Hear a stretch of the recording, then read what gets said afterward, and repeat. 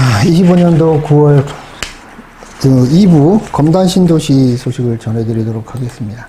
8월 달에 제가 그때 중공 아파트 분양 잘 됐고 청약률 높게 나왔고 7월 달인가요? 그리고 8월 달에 아파트 이름이 생각이 안 나는데 그게 이제 미분양이 났었고 9월 달에 이제 검단 신도시 센트레빌이 요 자리일 거예요. 요 필지에 1500세대 정도 조금 더 요거 분양을 했는데 지금 1순위 특공했고 촬영인 날짜 기준으로 해가지고 이렇게 돼 있고 그 얘기가 좀 있었고 분양 소식이 있었다. 그래서 지금 청약률은 그렇게 높게 나올 것 같지는 않아요. 이렇게 예를 들자면 전철역 주변이라든지 상업구역 바로 옆이라든지 입지들이 그나마 안 좋지는 않지만 좋다고 말할 수 없는 적이라서 청약률은 높지가 않을 것 같다. 그리고 좀 시간이 좀 추석 연휴에 있고 내일서부터 추석 연휴인데 1월서부터 그런 부분에서 조금 청약률 자체의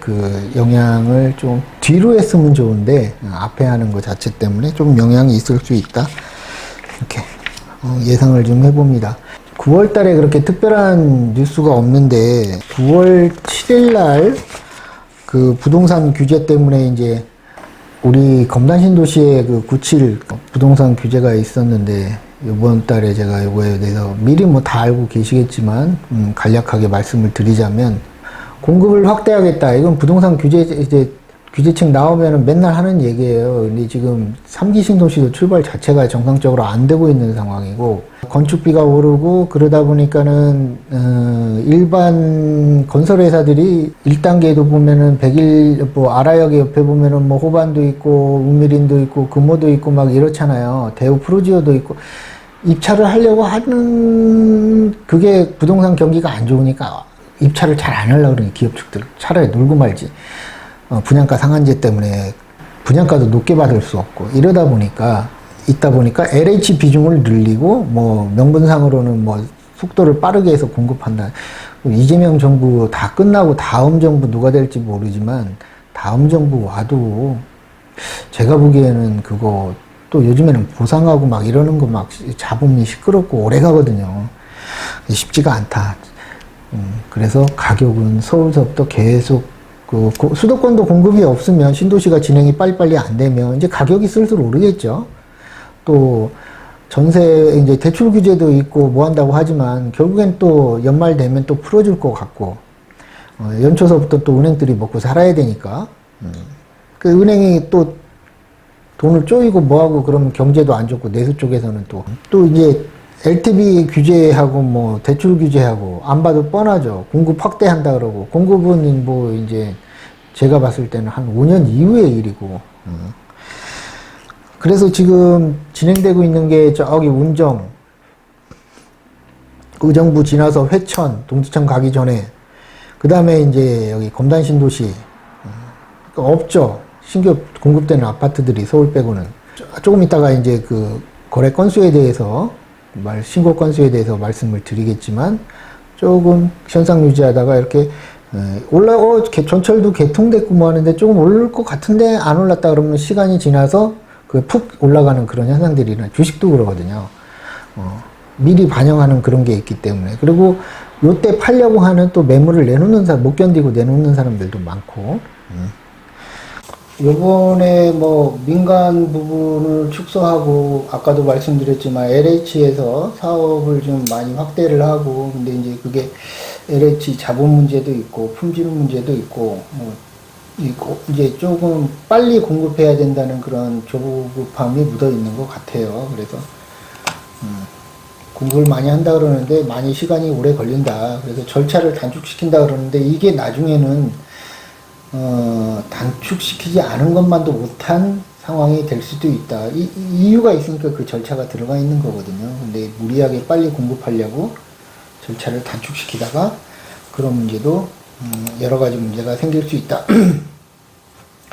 근데 이제 3기 신도시 이제 출발은 안 했지만 창릉이 이제 여기 있고 창릉 고향에 창릉 지구가 있고 이렇게 마곡도 있고 또 계양하고 부천 대장도 있고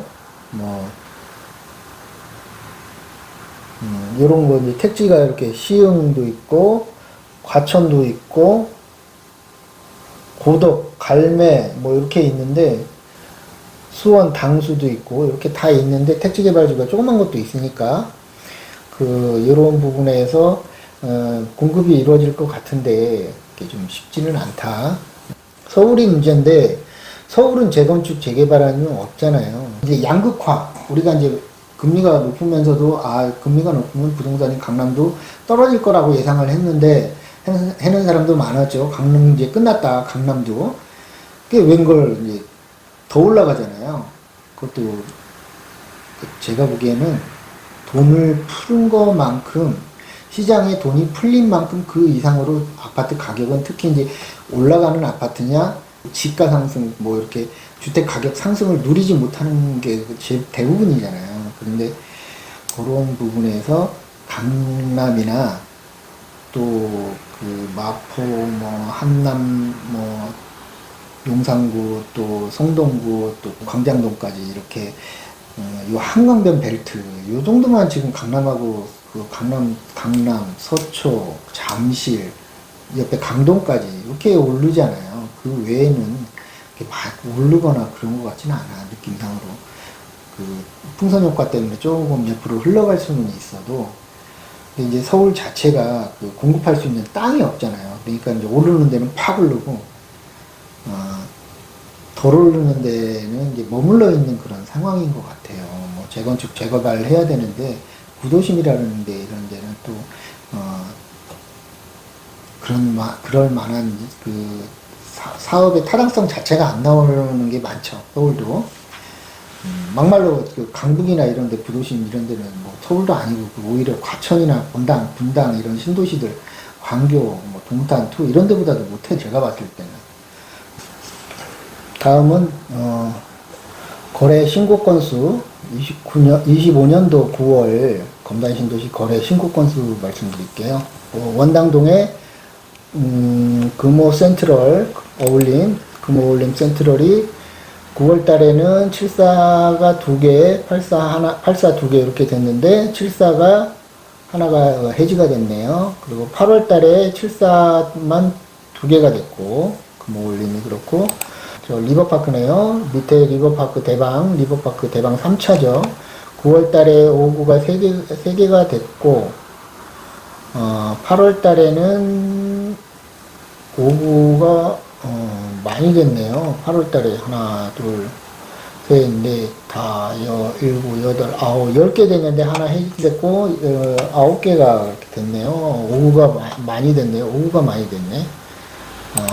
디에트르 더 힐, 102역 가는데, 84가 하나, 둘, 셋, 넷, 5개 됐고, 76이 하나, 둘, 셋, 넷, 5개 중에 하나가, 4개가 됐고, 이렇게. 8월 달에는 76 하나, 84 2개 이렇게 됐는데, 9월 달에 많이 됐네요. 대방도. 그 밑에 오른쪽에 로제비앙 포레가 9월 달에 하나가 79가 됐고, 8월 달에 84 2개, 84 3개, 79 하나 이렇게 됐고, 모아일가 그랑데 밑에 수변로 옆에 위에 있는 거 9월 달에 5구가 3개, 8월 달에 5구가 하나. 5구가 많이 됐네요. 리버파크, 대방 리버파크도 5구가 많이 됐고, 가격이 좀 저렴, 74나 84에 비해서 좀 가격이 저렴하니까 그런가, 이렇게 좀 많이 됐네요. 그 다음에, 예미지 트리플 레듀가 9월 달에 102가 하나가 됐고, 84가 3개가 됐고, 8월 달에는 98 하나, 76 하나 이렇게 됐는데, 좀 많이 됐죠? 9월 달에 오히려. 보타닉 파크, 파라곤, 여기는 올 84죠, 보타닉 파크는. 8개, 7개 됐네요. 7개 됐고, 9월 달에. 8월 달에 2개 됐는데, 9월 달에 좀 많이 되잖아요. 보편적으로 저기들이 많이가 됐네요. 그 다음에, 프루지오 더 베뉴. 9월 달에 많이 됐는데, 여기도 105가 하나가 됐고, 84가 105가 2개가 됐고요. 84가 8개 됐고, 105가 3개가 됐네요. 그 그다음에 8월 달에는 105가 2개, 75가 하나가 됐었는데 9월 달에 대부분 다 많이 됐네요.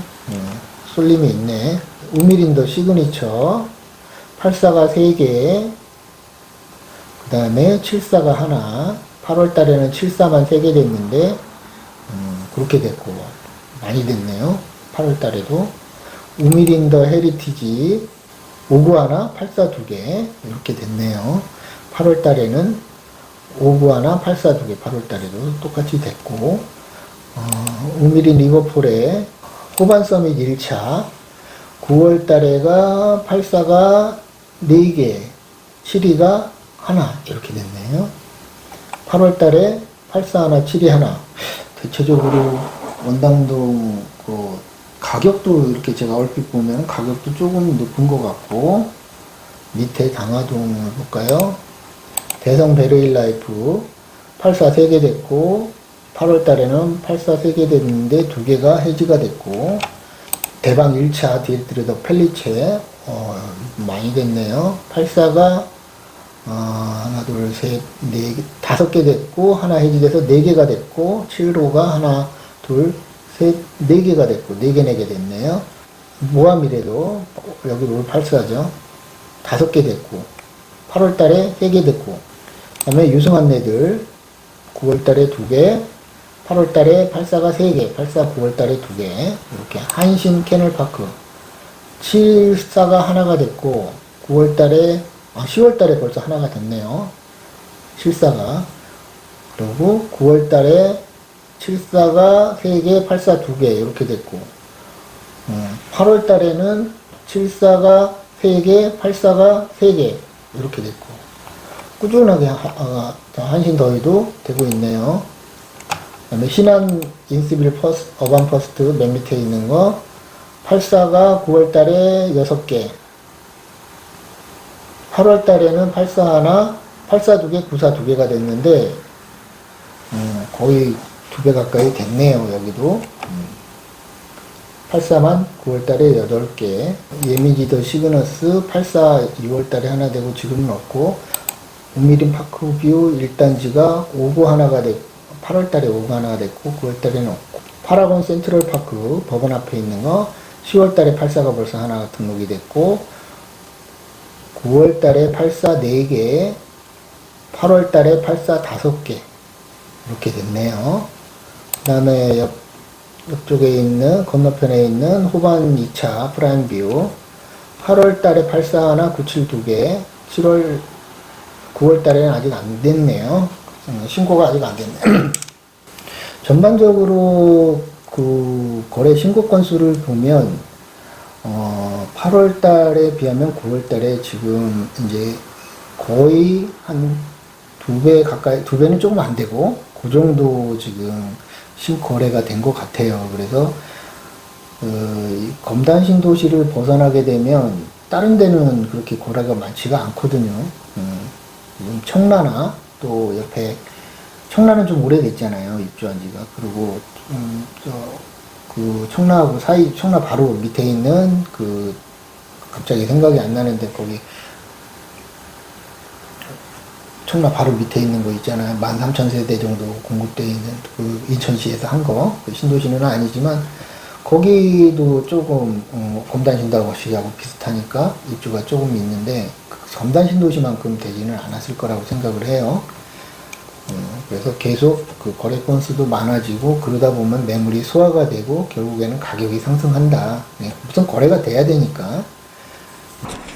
상가 부분은 조금 전에도 말씀드렸지만 전철이 이제 개통을 하고 나서 옛날에 전철역 주변으로 이제 그 사람들의 뭐라 그럴까 이동하는 그런 저기가 다 뿔뿔이 흩어졌다면 전철 개통하기 전에는, 지금은 이제 전철역 주변으로 이제 모이는 그런 모기 생긴 거죠, 전철역이. 그래서 아라역도 그렇고 신검단 중앙역도 그렇고 그 전철역을 주변으로 모인다.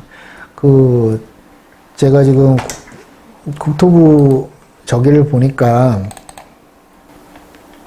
그 전철이 개통되고 나서 9월 중순까지 그 전철 탑승객 숫자를 봤더니 아라역은 70만 명 가까이 탔고 중앙역은 31만 명 정도, 그 다음에 호수공원역은 5만 6천 명 정도 이렇게 이용을 했다고 해요. 이게 이제 1호선 연장이 되고 나서 저기 부평역 가고 저기 시청까지 가잖아요. 그러다 보면 조금 지나면 더 이용을 하고 이러다 보니까 이제 전철이 개통된 지 초반에는 어떤 현상이 병목 현상이 일어나죠. 옛날에 그 김포 골드선인가 그거 생기고 나서 막 그 사람들이 출퇴근 시간에 너무 힘들고 너무 많은 사람이 타고 막 그랬었잖아요. 그거는 이제 전철 자체가 너무 조그맣게 해놔가지고 그런 거고 구조적으로 잘못 해놓은 것 같기도 하고 인천 1호선 연장 같은 경우는 운행하는 그런 기존 전철이잖아요. 그래서 그게 이제 계양역에서 그 도시철 뭐 공항철도 타고 이제 서울로 진입하는 분들이 많아서 이렇게 나왔는데 요 딱 보면은 70만 명 가까이가 그러니까 우리 저 1단계의 그 인구가 많고 2단계가 한 절반 정도 되고 3단계는 아직 뭐 입주를 안 했으니까 그렇고 그렇게 이제 인구 차이가 이렇게 난다는 거죠. 탑승하는 사람들 차이가 여기 나와 있는 게 지금 얘기한 것처럼 검단 연장선 개통하고 나서 계양역에서 병목 현상이 많이 일어나고 있다. 그 공항철도 그 환승이라 그러죠. 환승하면서 줄 서 있고 막 이러는데 이거를 좀 문제점이 나오면 또 우리는 빨리빨리 또 시정을 하고 하니까 12월 달까지 그 열차를 많이 늘린다 이렇게 한다고 합니다. 그래서 조금 그때 좀 고생이 되더라도 그때까지 가왔으면 좀 풀리지 않을까. 한 가지 더 소식을 말씀드리자면 이쪽에 그 1단계 그 아라역 밑으로 그 수변로 옆에 우미린 1, 2차 있잖아요. 그 건너편에 이제 공원이 하나 있는데 거기하고 또 반대편에 이제 유승 안내들 왼쪽으로 해가지고 그 학교 3개 있고 초중고가 있고 그 사이 길에다가 이제 이렇게 사진에서 보시면 아시는 것처럼 이렇게 이제 공원에 이제 여기 황토 흙 맨발로 걸을 수 있는 이 공원이 자꾸자꾸 이렇게 생기고 새로운 그 뭔가 시설들이 생기고 전철이 개통되고 또 이제 나중에는 뭐 서울 전철도 바로 5호선이 들어와 버리고 그 다음에 GTX도 생기고 그렇습니다. 계속 좋아지고 있는 것 같고 뭐 가격이 아까도 말씀드렸지만 거래 가액들이 그렇게 조금씩 지금 치고 올라가는 게 저는 보입니다. 제일 가격이 높은 아파트들서부터 조금씩 그 거래 건수가 늘어나면서부터 조금씩 올라가는 그런 게 좀 보이고 9월달 그 거래 신고 건수를 보면 조금 시간이 지나고 지금 원래는 항상 그렇잖아요. 전반기 때는 대출을 풀어주고 후반기 때는 대출을 쪼이고 이러면서 가격 상승을 정부가 누르고 있는데 제가 봤을 때는 이제 1년 단위로 이렇게 하반기를 이렇게 지나고 나서 보면 약간의 상승률이 터지는데 조금 검단 신도시는 그때서부터 조금 더 많이 오를 수도 있을 것 같다. 거래 건수들도 굉장히 잘 나오고 있고 서울의 총 아파트 오래된 한 50년 되는 아파트까지 옛날에 우리 저 종로에 살 때 보면 대학로 동숭동에 보면 동숭로 아파트 있고 남산 그 회원동에도 아파트 옛날 아파트 한 동씩 막 있고 이랬던 거 그 화장실 공동 화장실 쓰고 연탄 떼고 그 개포동의 주공 아파트도 그 조그만 것들 가보면은 막 연탄 떼고 옛날에 그랬었거든요. 과천의 주공 아파트들 그것들이 이제 기술이 좋아지고 건축이 발전하면서부터 집안에 이제 또 우리가 나라가 발전을 하다 보니까 평수도 넓어지고 국민주택 뭐 84, 그러니까 34평 이하 국민주택으로도 뭐 거실도 확장되고 확장형으로 다 나와버리니까 보통 이제 안에서도 좀 쾌적하게 공간을 사용할 수 있을 정도로 되고 이렇게 좀 발전을 하다 보니까 그러는데 서울 같은 경우는 보니까 데이터를 보니 옛날에도 몇 번 말씀드렸어요. 175만 세대 정도가 있어요. 그러면 이걸 아파트 수명을 50년으로 해서 175만 세대를 50으로 나누면 3만 한 5천 세대가 1년에 공급이 돼야 돼요. 근데 이제 거기에는 뭐 5년 이하짜리 신축 아파트들도 있고 10년 이하짜리도 있고 보통 한 20년 이하짜리 보통 지금 한 15년 정도는 밑으로는 좀 신축이라고 보잖아요. 그 아파트 확장이 이제 법적으로 건설사에서 그 나중에 입주할 때 막 그 별도로 안 하고 그런 상황이니까 그렇다고 보면 아직도 노후화된 아파트들이 많은데 지금 건축비가 올라 있기 때문에 사업성이 안 나오죠. 그러다 보니까 비싼 아파트를, 강남에 있는 아파트, 또 강북은 한강변에 있는 아파트들만 이제 재건축을 할 수 있는 사업성이 나오는 거예요. 그 아파트들이 비싸지는 거야. 뭐 쉽게 얘기하면 현대 압구정 그 현대 아파트처럼, 압구정의 한양 아파트나 이런데, 그런 데가 이제 음마 아파트처럼 이런 데가 사업성이 잘 나오죠. 송파에도 막 그런 대형 아파트, 올림픽 아시아 선수촌 아파트 뭐 이런 것들, 그런 것들은 재개발하기 수월하죠. 비싸더라도 사업성이 나오니까 그런 쪽으로 더 몰릴 것 같아요. 제가 보기에는. 그래서 우선은 서울만 하더라도 1년이면 35,000세대의 공급이 있어야 된다. 계속 노후화되고 있어요. 나머지 부분들은 슬럼화가 되고 있어요. 그 외 지역은. 그러니까 양극화가 심해지는 거예요. 또 불편하고. 강남은 그냥 계획도시라서 이렇게 교통도 편리하고 다